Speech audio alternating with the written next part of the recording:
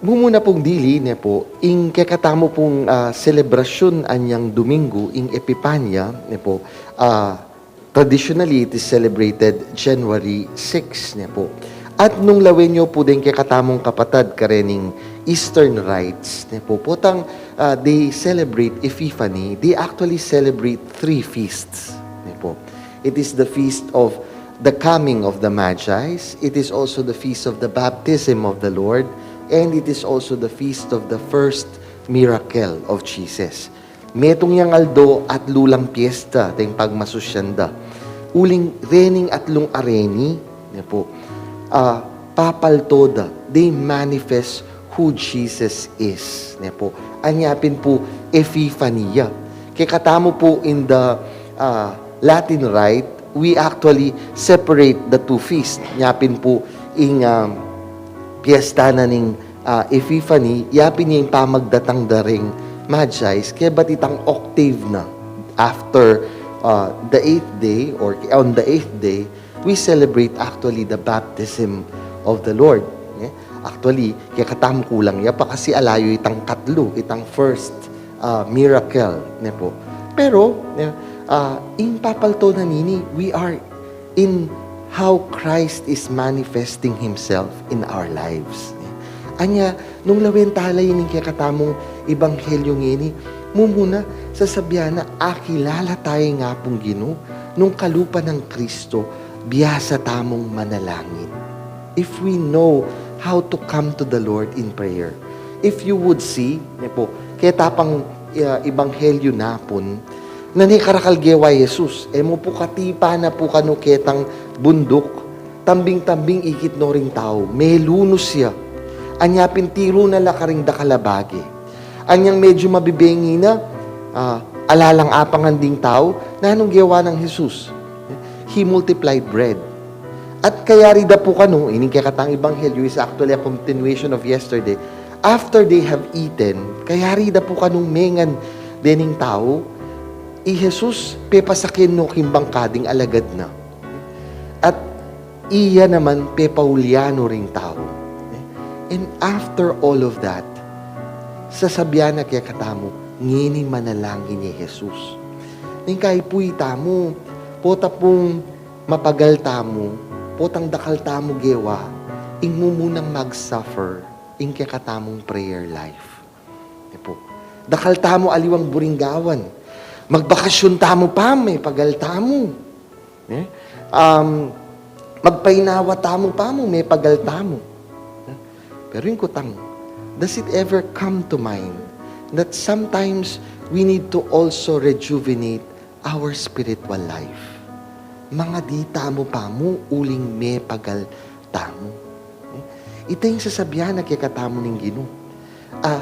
Dapat akit tayong Diyos at mas maging makabaldugan la ring bagay-bagay gagawan tamo if we bring them to prayer.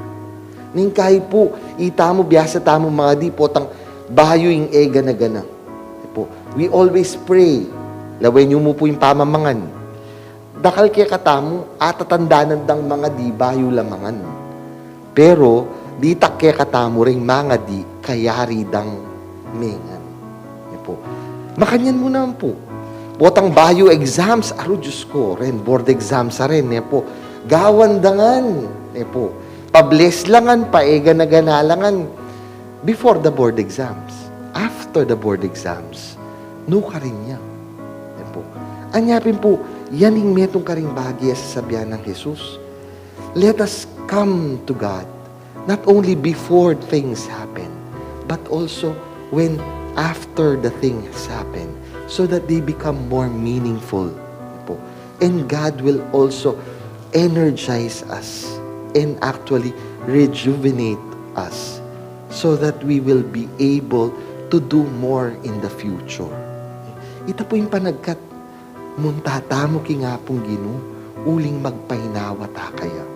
Mo po, yan mismo sinabi na, come to me all you who are burdened, and I will give you rest. How many of us actually take the Lord in His invitation to come to Him, to find rest in Him?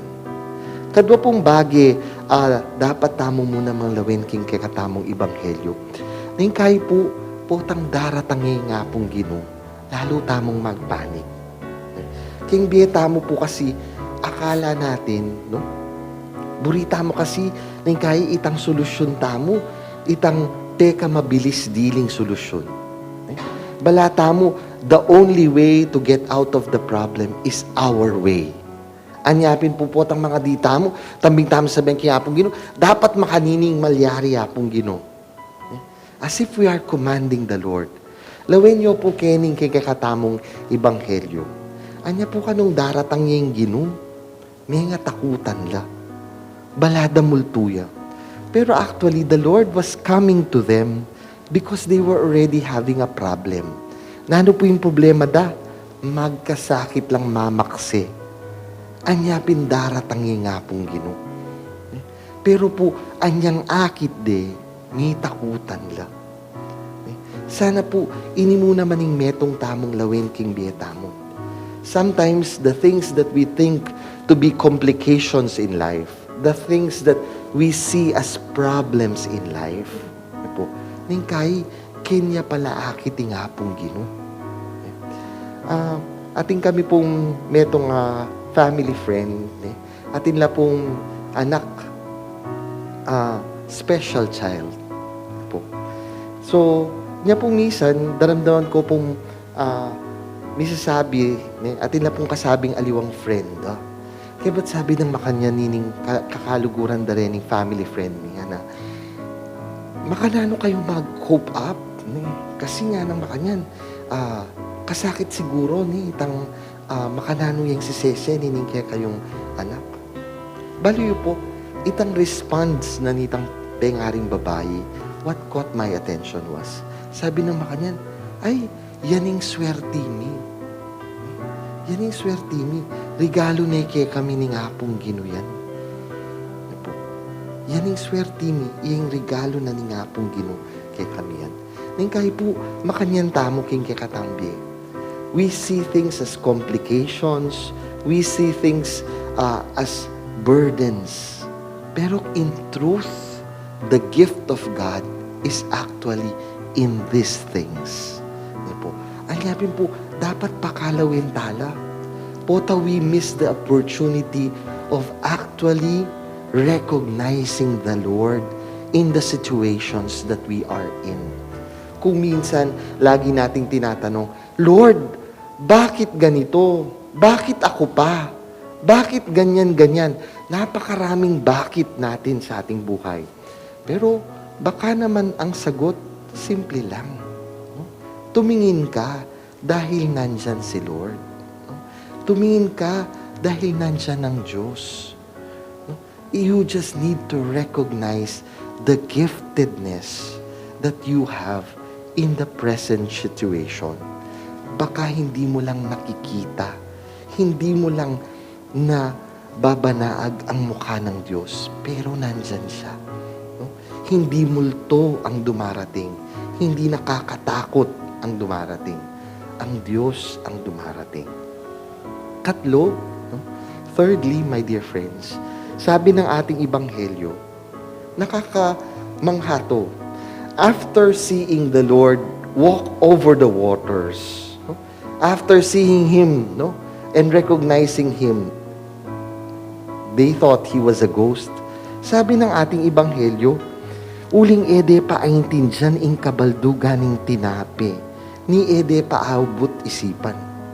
Siguro po ako, nung ketang sitwasyon na ito, yung isip-isipan ko na, aba, kakaibay ni, ot makapaglakad yaking danum. Ito po siguro yung isipan ko. O kaya, kakaibay ni, ot balang wata multuya. Pero po, yung sasabihan na ng Ibanghelyo tamo, what they did not recognize is the meaning of the bread.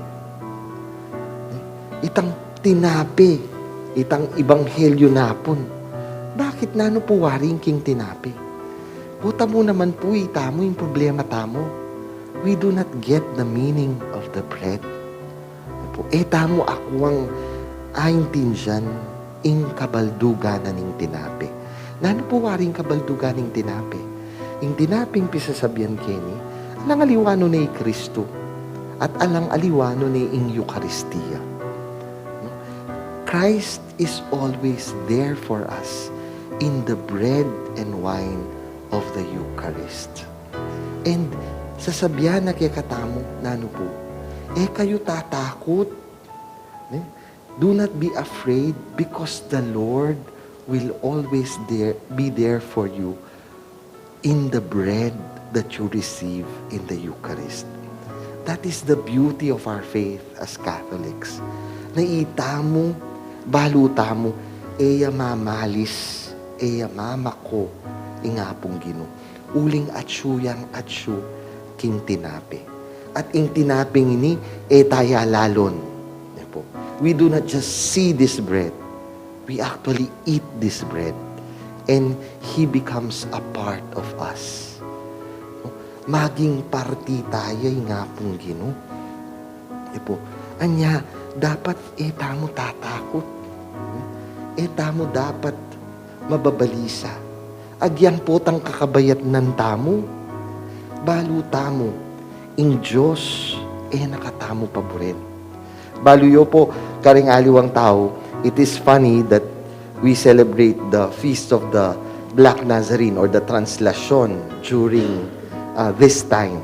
Kaya pong 9, kaya ni Pilipinas, mo po Feast of the Baptism. Mas dakal na rin taong balo de kanya nini, piyesta na ning apong Nazareno. Pero the bread of the Eucharist, my dear friends, is best symbolized by Him who carries the cross. Bakit po? Siya na tinapay na ating kinakain. Nagbibigay lakas pag tayo akala natin hindi na natin kayang buhatin pa ang ating mga krus. Parang sinasabi ni Kristo, parang sinasabi ng tinapay ng Eucharistia, pag hindi mo na kaya, nandyan ako, kasama mong nagbubuhat sa kahit na anumang pagsubok na hinaharap mo. This, my dear friends, hopefully is what we understand in life. Even when Christmas is already gone, even when all the decorations are already gone, let us remember that Christ is always in the Eucharist. Atsuyang apong Gino, King Eucharistia, banketa, so panakatamo, mamusan karing krustamo.